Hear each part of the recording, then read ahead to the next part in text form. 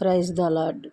పరిశుద్ధ తండ్రి, ఈరోజు పరిశుద్ధ గ్రంథము ద్వారా వాక్యము ద్వారా హెచ్చరిస్తున్నాడు. తండ్రి, నువ్వు దేవుణ్ణి నమ్ముకున్న బిడ్డవైతే ఒక్కసారి దేవుని వైపు చూడు. ఆయన వాక్యం అనుసారంగా నడుచుకో. దేవుని వాక్యం సెలవిస్తుంది, ప్రేమ శాశ్వత కాలముందును. 1 కొరింథీ 13:8 ద్వారా దేవుడు మాట్లాడుతున్నాడు. ప్రేమ శాశ్వత కాలముందును. దేవుని ప్రేమ శాశ్వత కాలముందును. మనుషులు ప్రేమ, ఈ లోకానుసారమైన ప్రేమ కొంతకాలం మాత్రమే, అంతలోకే ఆవిరైపోద్ది. కొంతసేపు కనపడే అంతలోనే ఆవిరైపోయి. ఆవిరి వంటిది మన జీవితము, కానీ దేవుని చేతిలో ఉంటుంది మన జీవితము. మనం బ్రతుకైనా సావైనా దేవుని చేతిలో ఉంటుంది, దేవుని మీద ఆధారపడి ఉంటుంది. తండ్రి యేసయ్య, ఆయన సృష్టికర్తగా ఆయన్ని పంపించాడు. దేవుడికి ప్రజలకి ఈ భూలోకానికి మధ్యవర్తిగా ఆయన యేసయ్య వచ్చినాడు. ఆయనే మన మధ్య తిరుగుతున్నాడు. ఆయనే తండ్రిగా, దేవుడిగా మనం ఏ విధంగా వర్ణించుకున్నా కానీ ఒక స్నేహితుడిగా మనకి తక్కువే. ఆయన ఎప్పుడు నిజాయితీగా, నీతికి వారసురాలుగా నా బిడ్డని ఉంచాలి అని చెప్పి ఆయన ఎదురు చూస్తూ ఉంటాడు. కష్టం వచ్చినప్పుడు ఆయన కొంగు సాటున మరుగుపరుచుకొని నా బిడ్డ అని హత్తుకుంటాడు. మన బిడ్డల పట్ల కార్యాలు చేస్తాడు. నువ్వు దుష్టులని చూసి భ్రష్టత్వం కోరుకోకు. దుష్టులని చూసి వాళ్ళు దుష్టులు, వాళ్ళు దేవుణ్ణి ఎరగని వాళ్ళు, వారిని చూసి వారి భ్రష్టత్వం నువ్వు కోరుకోవద్దు. నువ్వు దేవుని బిడ్డవు కాబట్టి ఆ దుష్టుల వైపు చూడవద్దు. వాళ్ళు దుమ్ము వలె కొట్టుకొని పోతారు. ఆ దుష్టులు దుమ్ము వలె పోతారు, అలా మారతారు వాళ్ళు.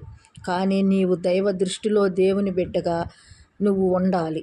నువ్వు దైవ దృష్టిలో నువ్వు దేవునికి దూరం అవ్వద్దు. ఆ భ్రష్టుల వైపు చూసి నువ్వు దేవుణ్ణి మర్చిపోయి నువ్వు దేవునికి దూరం అయిపోతున్నావు. దేవుడు చింతించుతున్నాడు, నా బిడ్డలు నన్ను నమ్ముకున్నారు ఏందని చెప్పి.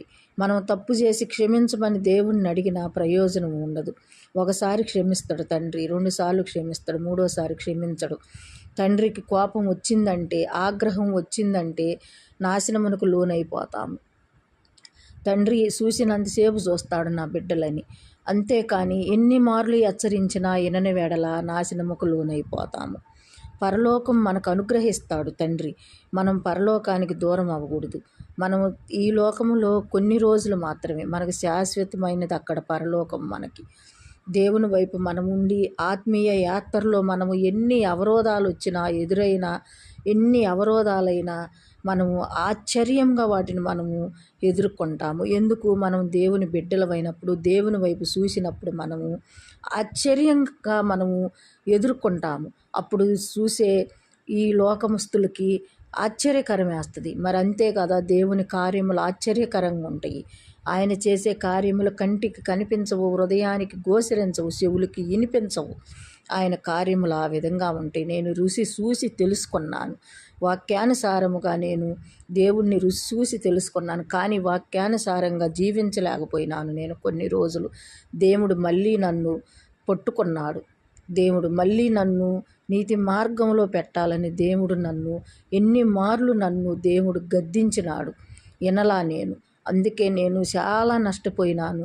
మళ్ళీ దేవుని వైపు చూసినాను. దేవుడు మనము గుర్తెరిగినాక పక్క త్రోవ తప్పితే మనము నీతి మార్గం వదిలిపెట్టి మనము చెడు మార్గమును పయనించినప్పుడు దేవుడు ఒక్కసారి మనల్ని పట్టుకున్నాడంటే వదలడు. మనం వదిలిపెట్టినా ఆయన వదలడు. యేసయ్య ఆయన మన వెంట పడుతూనే ఉంటాడు, మనల్ని కాపాడుకుంటూనే ఉంటాడు, ఆయన వైపు తిప్పుకుంటాడు మనల్ని. మనం ఎవ్వరికి బానిస బతుకు బ్రతకాల్సిన అవసరం లేదు. దేవుడు మన పక్షాన ఉన్నప్పుడు విరోధి అయిన అపవాదికి బానిసగా మారినను విమోచనతో నిన్నెత్తుకొని ఆయన అత్తుకుంటాడు. యేసయ్య విరిగి నలిగిన మనసును ఆయన ఇష్టపడతాడు. తండ్రికి ఇరిగి నలిగిన మనసు అంటే దేవుడికి ఎంతో ఇష్టము.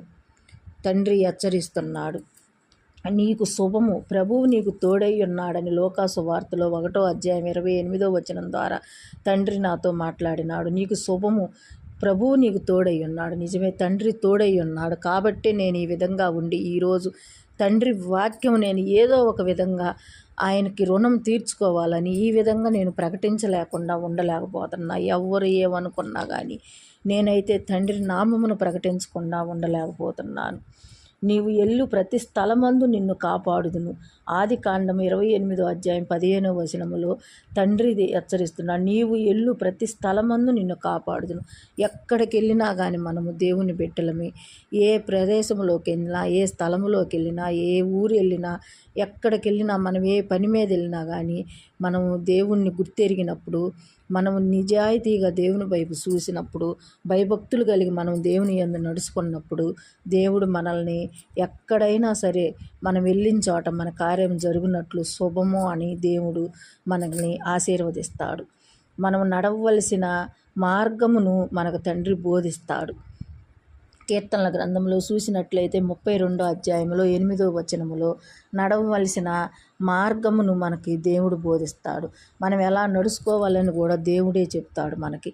దేవుడే మనతో మాట్లాడతాడు. మనుషులు మనకు 3 బుద్ధులు 6 గుణాలు. కానీ తండ్రి మనలో ఉంటేనే, మన హృదయంలో ఉంటేనే తండ్రి మన హృదయంలో మనము తండ్రిని గూడు కట్టుకొని మన హృదయంలో ఎప్పుడైతే భద్రపరుచుకుంటామో, మన హృదయం ఒక దేవుని ఆలయముగా మార్చుకుంటామో, అప్పుడు మనము ఏదైనా మనం దేవుని నామమును మాట్లాడగలుగుతాం, ఆయన స్తుతించగలుగుతాం, ఆయన ఆరాధించగలుగుతాం, ఆయన గణపరచగలుగుతాం. దేవుడు మన హృదయంలో లేకపోతే మనం ఎన్ని చేసినా కానీ మన వల్ల ఏది కాదు. తండ్రి మనం ఎక్కడికి వెళ్ళినా కానీ మన బిడ్డల పట్ల, మన పట్ల మన కాపుదలగా ఉంటాడు తండ్రి యేసయ్య. ఆయన పిలిస్తే పలికే దేవుడు. ఆయన ఏ మనిషి కాదు మాట తప్పటానికి.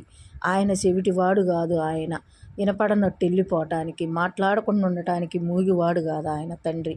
నాతో ఎన్ని మార్లు హెచ్చరించినాడు ఆయన. దర్శనం ద్వారా మనతో మాట్లాడతాడు తండ్రి. కలల ద్వారా మనలో హెచ్చరిస్తాడు తండ్రి మనకు కంటికి కనిపిస్తాడు మాట్లాడే దేవుడు ఆయన దర్శనములో. నిన్ను ఇడువను, నిన్ను ఎడబాయను. యెహోషువ గ్రంథంలో చూసినట్లయితే 1 అధ్యాయం 6 నిన్ను విడువను, నిన్ను ఎడబాయను. తండ్రి ఎప్పటికీ మనల్ని విడువడు, ఎడబాయడు ఆయన. ఈ లోకస్తులు కొంతవరకే, మన బంధువులైనా, మన సొంత వారైనా, ఒక్కోసారి బిడ్డలే మనల్ని వదిలేస్తారు. కానీ తండ్రి యేసయ్య చూడు వదిలేయడు ఆయన అంతం వరకు, చివరి వరకు మనతో ఆయన ఉండేవాడు ఒక్క యేసయ్య ఒక్కడే.